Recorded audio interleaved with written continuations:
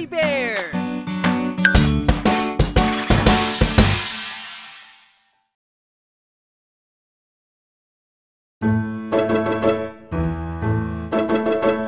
Ang bawat patak ng ulan, paano kung naging laruan? Ang bawat patak ng ulan, siguradong aabangan. Paano kung umulan ang mga laruang sasakyan ng teddy bear at tutulutuan? Talagang aking aabangan. Ang bawat patak ng ulan, paano kung naging laruan? Ang bawat patak ng ulan, siguradong aabangan.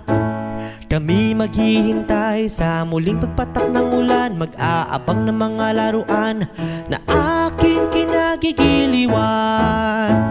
Ang bawat patak ng ulan, paano kung naging laruan? Ang bawat patak ng ulan, siguradong aabangan.